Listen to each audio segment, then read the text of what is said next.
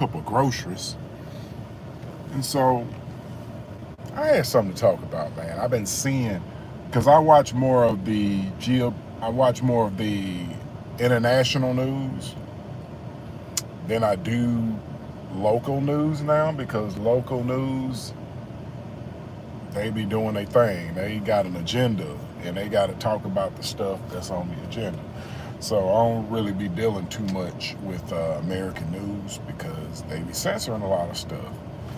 And so what I've been noticing overseas and all the other countries is most of them are in September are set to recognize Palestine as a nation.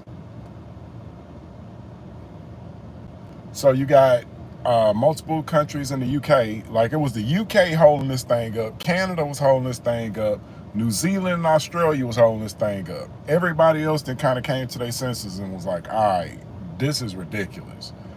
So it's the UK, maybe France, Canada, New Zealand, Australia, are all said, even Australia, those countries that I just named, they were all saying that they were not going to recognize Palestine at first. But now, after seeing what they are continuously seeing, these countries are going to recognize Palestine as a state.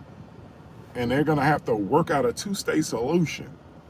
You know how they're going to work out that two-state solution? War. So what happens when Palestine, or if Palestine, Palestine gets its wish and becomes a nation? Remember when I was talking to y'all about nation building, no nation, no money? Go watch that Palestine situation. In September, if all these countries recognize, with the exception of America, if all these other countries recognize Palestine as a country, what's going to happen is now all of the other nations or countries can now send Palestine weapons directly. That's what happened. Like Iran is supporting terrorism. If they give them people a state, if they give them nationhood at this meeting that's coming up in September, if they make Palestine a state, Iran and all these other countries can legally now send weapons into Palestine for the Palestinian people to fight back against Israel. Then you're going to see a real war. This thing that Israel's been calling a war is basically what America would do to black folks if black folks tried to revolt in this country. If black folks tried to revolt in this country, y'all probably be dead in 2 years. Probably quicker than that, because they can cut off your money and all of that. So what's happening is we're about to see something monumental. And in this monumental thing that you are about to see, some of y'all kids gonna go to war. Some of y'all kids are gonna go to war. Because Israel can't really handle Hamas without all them bombs they've been sending over there. But if Palestine and those Hamas people start getting the same or equivalent amount of weapons that they can fire right there at Israel, well, then it becomes a real war. And we know Israel can't handle no war on their own, so who they gonna drag in? Your kids. Your kids. They're gonna drag your kids in. Look, I looked at my grandfather's records, man. My grandfather, he went to the military during World War II, and my grandfather was 15 years old. My grandfather was 15 years old when he went to the military. So don't think that these people will not send your 15-year-old, 16-year-old child overseas. Don't think for a second. And a couple years ago, while y'all was paying attention to something else, I don't know, people shaking their booty in the club or not.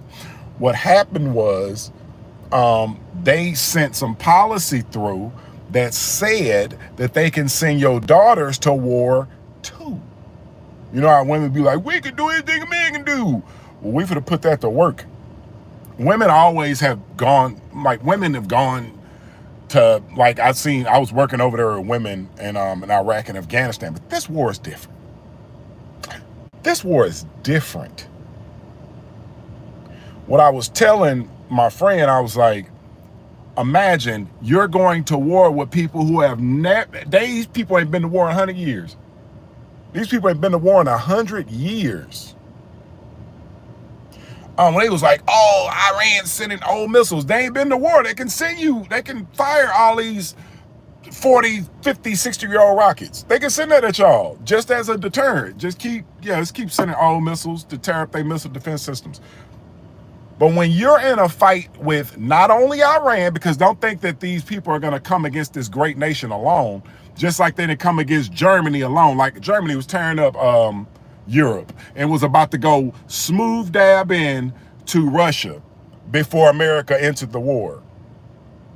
Germany was just that strong that they were running through all of Europe and Russia before America got in there. So don't think when these countries that it's just gonna be Iran. They call it a world war for a reason.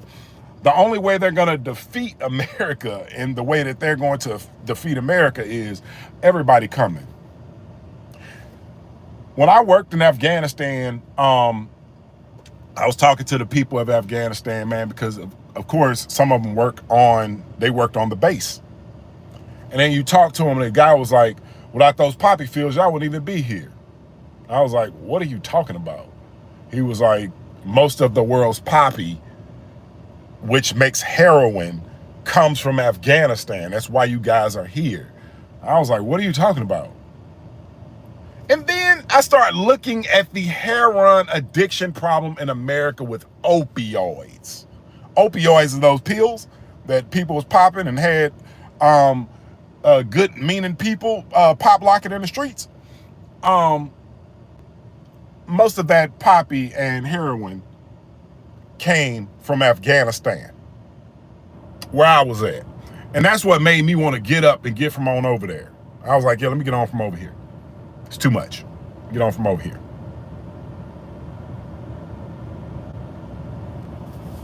So when we're looking at America,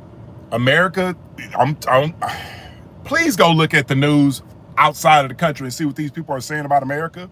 Because while America's saying we're great, we can do anything, everybody in the country is putting up one of these big FUs. Everybody is throwing up big FUs everywhere. And Putin, as soon as they throw up the FU, Putin and Xi Jinping go over there and make friends with these people. So they're getting an alliance of super friends. And this is what's going to happen in September. In September, when all of these countries recognize Palestine as a state, then people can legally send weapons to Palestine. Legally. Iran can just say, hey, they're a country now. We can send weapons over there to them. They're not terrorists. We can send weapons over there to them because they're a nation. Remember that? Y'all need to go back to this video I made a long time ago called No Nation, No Money. This is why don't nobody even talk to black people. They don't even deal with you until voting time. Because you're not a nation. You're a nation. You are a nation that has never been recognized. Not by these people. So what I'm trying to tell you is when they recognize Palestine in September, because Canada that came out and said we're going to recognize them. UK, France, Spain, Australia, New Zealand, all these countries was a sharp no. Now they're saying, yeah, we're going to do that. We're going to go ahead and recognize because y'all just smashing on these people. That's not a true fight. It's not even a war. They are smashing on these people. Remember, I've been at war before. Guess how many 2,000-pound bombs were dropped in Afghanistan and Iraq? Pop quiz. None of them were. Because you can't do that to a nation. You can't drop a 2,000-pound bomb on a nation. Guess how many 2,000-pound bombs were dropped over there in Gaza? Too many to count. And that'll tell you that it's not even a war. These people got advanced weapons, and it's like the Hamas people fighting with sticks and stones. But in September, the rhetoric will change. Just telling you. Somebody took away that like. They probably like what I was saying. Don't worry. You're going to come back to this post in a couple of months and say, damn, homie was spitting. Because when this war happens, the economy going to do this. Remember, these terrorists already eating into people's butts.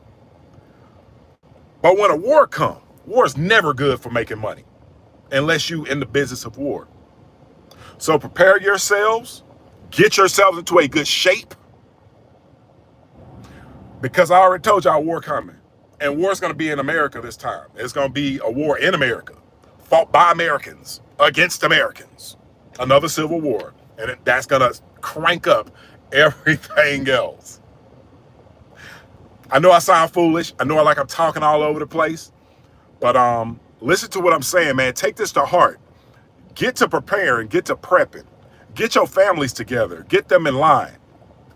If they don't want to listen, put them over there in the corner, put a dust cap on their head and talk to the people who want to listen. Peace out.